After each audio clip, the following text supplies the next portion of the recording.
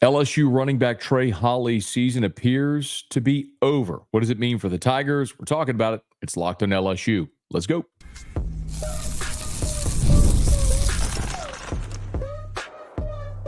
You are Locked on LSU, your daily podcast on the LSU Tigers.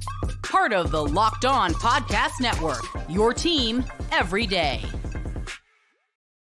Okay, let's get it. It is Locked on LSU, your team every day. I'm your host, Matt Moscona. Glad to have you aboard with us here. Thanks for making us your first listen every day. We are free, available wherever you get podcasts, of course, on YouTube as well, so please subscribe. Today's show is brought to you by FanDuel. Now through September 22nd, all FanDuel customers can bet $5 and get a 3-week free trial of NFL Sunday Ticket from YouTube and YouTube TV. Visit FanDuel.com to get started. Lot to do today. Professional handicapper Lee Sterling gives a shocking score prediction for LSU-UCLA. That's coming up. Brian Finley joins the show. He covers the UCLA Bruins and has some sobering commentary on LSU's opponent. That's coming up as well. But I want to start with a bit of news, and we will get to an injury update. It looks like there's some good news on the injury front for LSU, but the not so great news is that it looks like LSU running back Trey Holly's season is over. A quick recap for if you're maybe not familiar. Trey Holly is Louisiana High School's all-time leading rusher from Union Parish.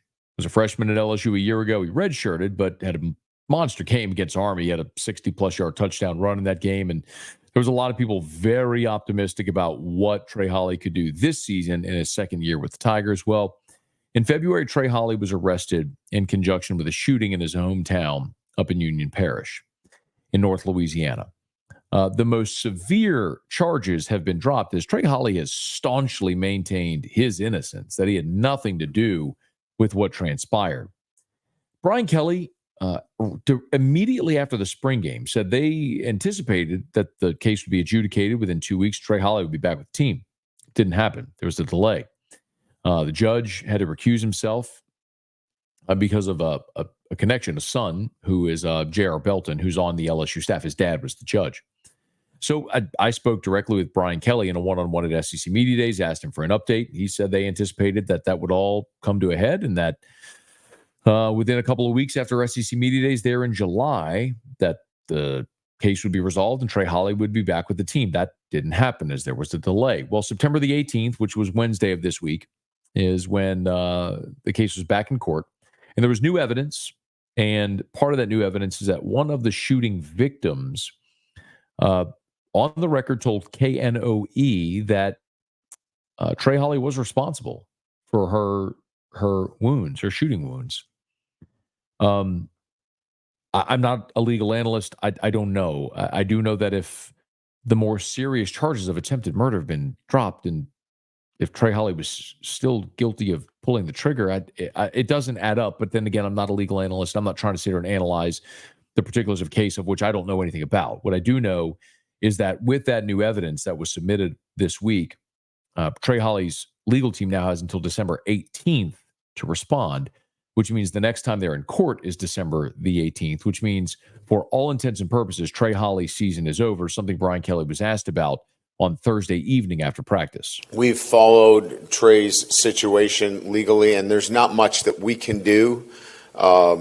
We hope for a resolution in the case, but this is out of our hands right now. This is a matter that needs to be handled through the courts, and once it's cleared through the courts, then we'll be able to make a decision on his status. Again, I think we've been pretty clear that, he can't play football here until the legal matters have been settled. And that won't be until at least December 18th, barring something unforeseen, which means Trey Holly's season is, for all intents and purposes, over. Now, when you look at what that means for LSU, it means you have 3 scholarship running backs. It means you've got Josh Williams, Caleb Jackson, and the freshman Caden Durham. Now, LSU has moved Juwan Johnson to running back, as we know, to try to add some depth there, but he's yet to take a carry. He had 3 targets against Nichols, caught all 3, including a touchdown. But there was a play against South Carolina this past weekend when Juwan Johnson was in the game, went the wrong way, and it cost LSU. So over the next couple of weeks, you really, with two vastly inferior opponents, you really need to ramp up the opportunities for your young backs. Get Caden Durham, Juwan Johnson, and even Caleb Jackson a whole bunch of time and reps, and save Josh Williams, because you cannot afford an injury at the running back position. Speaking of injuries, Brian Kelly did give an injury report after practice on Thursday, and there was some fantastic news about Chris Hilton. Chris Hilton is probable. Jalen Lee is out with a shoulder, and West Weeks is questionable.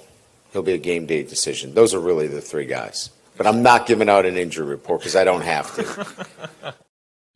You heard the laughter there. Brian Kelly started that answer with a joke when Koki Riley asked him for an injury report. He kind of snapped at him in a completely joking tone, and even joked that, well, the media is going to do whatever they want. This will get clipped and put out there however it wants. But Brian Kelly does have a great sense of humor when he meets with reporters. He lobs dad jokes left and right. They're not funny, but it's funny in how bad they are. But I do appreciate the levity.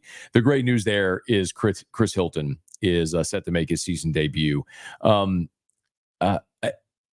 Kelly was asked to follow up on Hilton and what he adds to the offense. I'll get to that in a second, but I would like to say, I feel about Chris Hilton in many respects the same way that I've expressed about John Emery. That's a local kid from Zachary, came here as a 5-star, has shown pops and flashes of potential, was caught in a logjam at a very deep position, has had 3 surgeries during his time at LSU, has just been unable to stay healthy.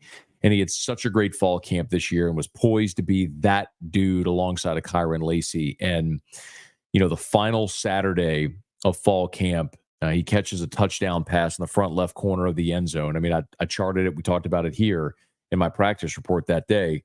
He limped off. It was through contact from Jordan Allen. It suffered a bone bruise in his foot, and it's ultimately cost him to miss 3 games, which is a quarter of the season. For a guy who's in his 4th year and was finally going to get a chance to play, to miss any game stinks, any chance to compete. But to miss a quarter of your season already is so disappointing for him. But glad to know that Chris Hilton not only is back, but is probable to make his season debut. Now, Brian Kelly was asked what Chris Hilton returning adds to the LSU offense.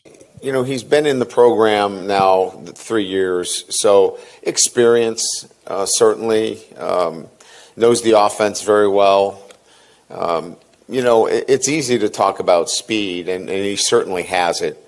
I think what he brought and what emerged late in the season and into the bowl game was tracking the ball extremely well down the field. So, that's an element that we're hopeful that we start to see a little bit more of. Although, I thought we did a much better job against South Carolina pushing the ball down the field. But once Chris is, back. Now, look, you can't be out, almost a month and then just jump in and here's Chris Hilton's, tearing it up. It takes a while for him, and I hope everybody's expectations are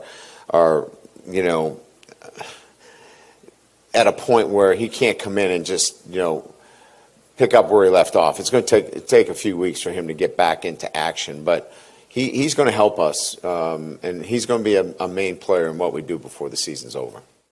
No doubt. He adds a dimension that you don't have. Brian Kelly mentioned pushing the ball downfield. Aaron Anderson did have a 46-yarder. Kyron Lacey had a 29-yarder. Mason Taylor had a 20-yarder. CJ Daniels had a 20-yarder. So he's right.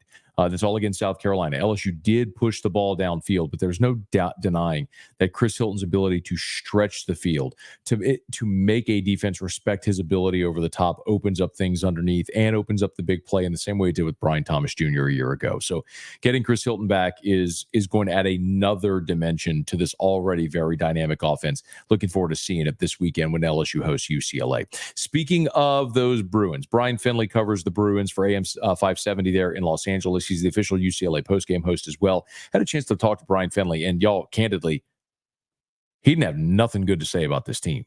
You're going to hear it for yourselves next. It's Locked on LSU, your team every day.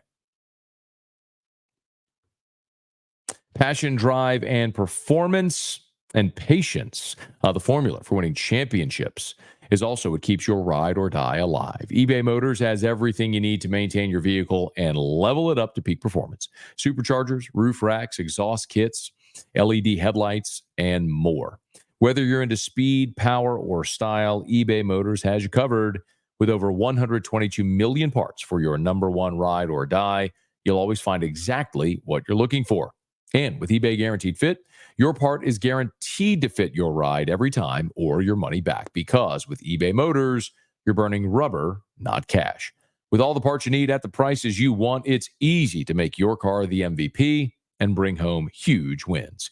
Keep your ride or die alive at ebaymotors.com. Eligible items only. Exclusions apply. eBay Guaranteed Fit only available to U.S. customers.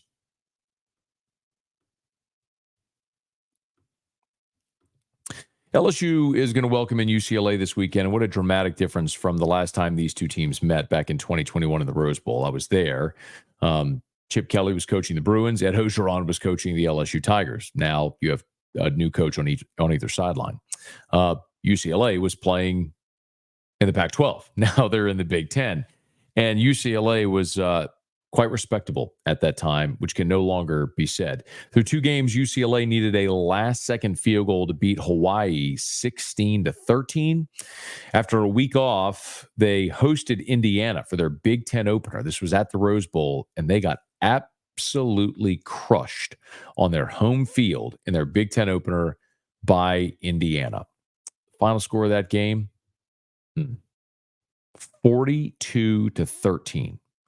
That's a mid to lower level Big Ten program. So needless to say, there's not a lot of optimism in Westwood these days. I talked to Brian Fenley from 570 AM in Los Angeles, who's the UCLA postgame host, also works for Fox Sports. And part of our conversation, this started about the offensive line, and I asked him what the culprit was for the issues on the offensive line. But he didn't just talk about the offensive line. He talked about larger, deeper issues with this UCLA football program and this team that'll be in Baton Rouge on Saturday. The culprit is that UCLA has not done a good job in recruiting. And the way that Chip Kelly left the program, he left it after sort of the coaching cycle had passed, and a lot of the transfers and that market and all of that had passed as well. So UCLA under Deshaun Foster was put in a really tough position. They have two transfers on the O-line that they were able to snag. The problem is they're not getting any push on the offensive line. And this is a team that has a really good running back and they're not able to exploit that. And the pass protection might be the only thing that this team is okay at. Beyond that, you get tight ends, you get running backs that are trying to block, pick up guys that are rushing for the quarterback, and they're missing there's a lot of miscommunication going on, a lot of missed assignments. And the UCLA, their offense has scored over the first two games a total of 2 touchdowns, 1 touchdown per game. That is not going to get it done. And too many times the offense puts the defense in a horrible position because all of a sudden it's 14-0 before you know it.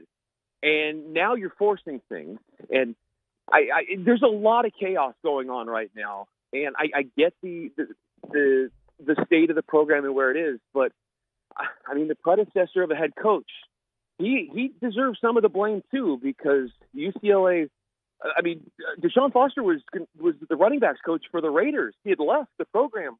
They brought him back to be the head coach after Chip decided to leave, after a lot of the coaching carousel merry-go-round opportunities come and pass. And it's just a team that is hurting for depth right now, I think, at the O-line position, and they don't have the quality right now. It's a question about the offensive line that became a 2-minute answer about an existential issue within that entire program. This is just not a good football team right now in any sense. I did flip it over and ask about the defense. By the way, Brian Fenley did say that UCLA has a couple of talented receivers. The problem is they don't have a quarterback that can get on the ball or an offensive line that can protect the quarterback to get him the football. Well, what about the defensive side of the ball? The problem with the UCLA defense right now is there are some holes in the secondary. And with the run-and-shoot offense that Hawaii did, and I think even Indiana at times, UCLA, and they would be the first to tell you, they're getting burned on the quick hitters.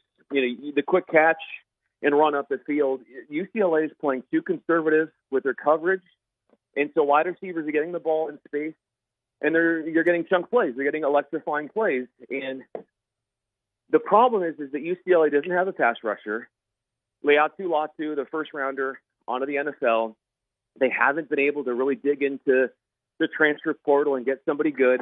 And then the other problem is, Matt, arguably their best player on defense, who is an NFL guy, Jay Toia, reports are this week, he is basically an interior defensive lineman. He's our only hope. There are reports that he hasn't been practicing this week because of an injury.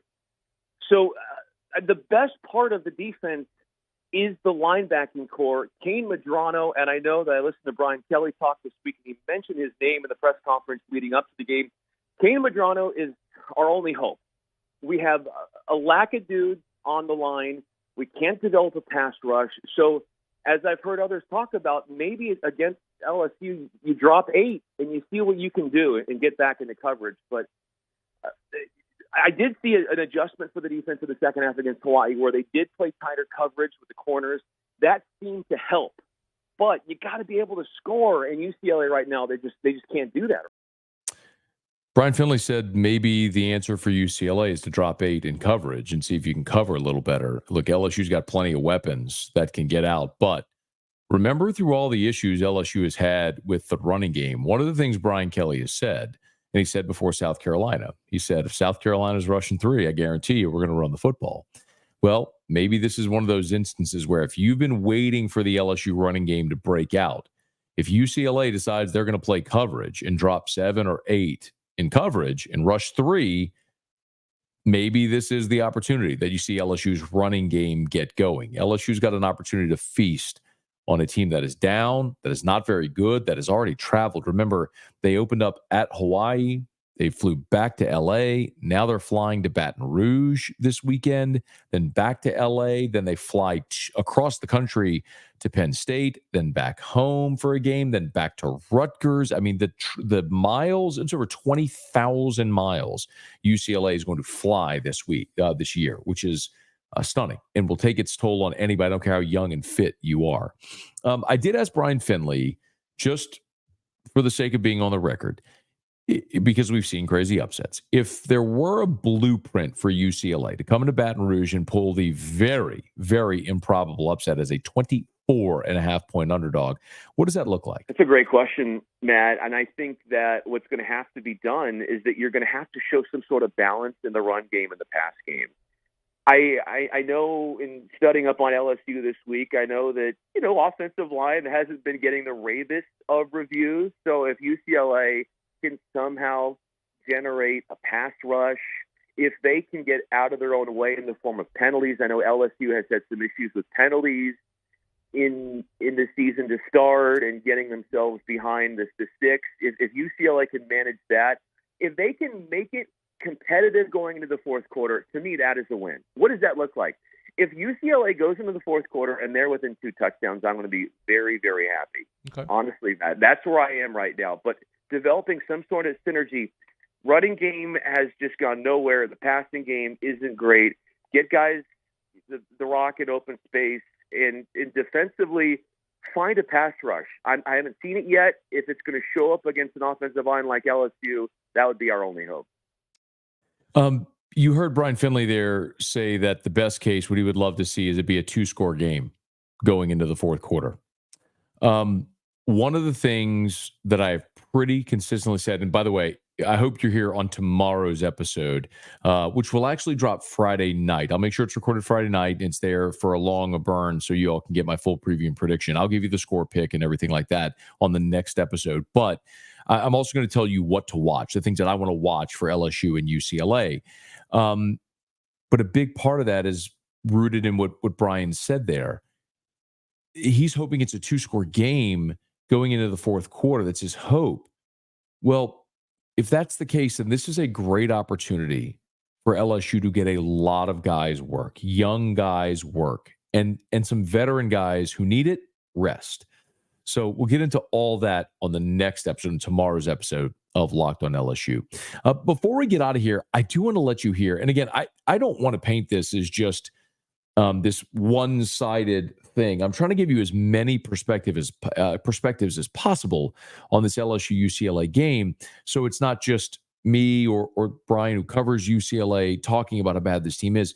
Lee Sterling is a professional handicapper, and he joined me to give his pick, his score prediction on LSU-UCLA. And no matter what you think this game may look like, when you hear Lee Sterling's score prediction, it might floor you the way it did me. That's next to wrap up Locked on LSU, your team every day. Today's episode is brought to you by FanDuel. You've heard us talk a lot about FanDuel over these many months. It's America's #1 sportsbook. Well, we have a little something different for you. Now through September 22nd, all FanDuel customers can bet $5 and get a 3-week free trial of NFL Sunday Ticket from YouTube and YouTube TV. Then, with a YouTube TV base plan, you'll be able to watch every regular season Sunday afternoon out-of-market game. All you need is a Google account and a current form of payment, and you can cancel anytime. Just visit FanDuel.com to download America's #1 sportsbook. Maybe that $5 bet or a bigger bet can be on LSU to cover the 24.5, depending on line movement. You can open up FanDuel.com right now and check that out. As I mentioned, we got Lee Sterling's pick on the game coming up in here in just a quick second. You want to listen to what Lee has to say, and then make your bet. You can do it at FanDuel. Visit FanDuel.com. That's FanDuel.com to download America's #1 sportsbook. Lee Sterling is a professional handicapper, ParamountSports.com. And I have the chance every Thursday to visit with Lee Sterling. He gives his best bets of the weekend. And we always end up talking about the LSU game, and I end up getting Lee's opinion on the LSU game. For what it's worth, he did have LSU to win, but South Carolina and the points a week ago, so he hit there. He thought LSU would cover against Southern Cal. That didn't happen. So 1-1 picking LSU games this year for Lee. But last week he was 4-1 in his college football best bet. So really good weekend and a guy that knows what he's doing. But Lee doesn't think this is going to be close with LSU and UCLA. Without further ado, here's Lee Sterling's score prediction for the Tigers and the Bruins. Could be the blowout of the weekend. They made a big mistake, hiring Deshaun Foster. I mean, they should have known it was trouble when they went to the Big Ten Media Days, and he looked like a deer in headlights. He had no idea what he was doing. Eric Bieniemy, how far has he fallen as an offensive coordinator? Their defense, to give up 40 points to a lower-level Big Ten team, Indiana. Indiana hasn't scored that since they probably played FIU down here in Miami. I think that LSU's defense can hold out this offense. They're not going to hold out many decent offenses, but I think they can hold them down here. I think the offense is going to go wild. I have LSU winning this game here 54-13. 54-13. And this might be the last time. I think the numbers on UCLA games, they got to go get this. Their next two games, they're going to play the Ducks, Oregon at home, and at Penn State. Yeah. We could see a 30-plus line, 35-plus line, point line here against Oregon next week if they get blown out. Is LSU winning by 41 points? 54-13. That is stunning. When this series was set, there was a lot of anticipation for it. Certainly LSU and UCLA played a game that UCLA won in the Rose Bowl by double digits, and a lot of people have looked forward to and anticipated the rematch of the Sissy Blue shirts coming to Baton Rouge. But I think many of us anticipated this being a much more competitive ball game than what Lee Sterling is calling for, or the odds makers, which have this at a 24.5-point line. But Lee Sterling has not only LSU covering, but covering with ease. Of course, if you want to wager, you can certainly do it over at FanDuel. Okay, that'll do it for us here on today's edition of Locked On LSU. Thanks for making us your first listen. Now for your second listen, how about you go check out Locked On College Football? It's a great opportunity to get set for week 4 of the college football season. You can find Locked On College Football on YouTube or wherever you listen to podcasts. It is linked in the description of this episode. Hey, if you're on podcast, do us a favor, please subscribe, rate us, leave a review. If you're on YouTube, smash that like button, subscribe to the channel, hit the bell so you're notified whenever we post a new video. And be sure to let a friend know that if they love the Tigers, we got you here every single day for Locked On LSU, your team every day.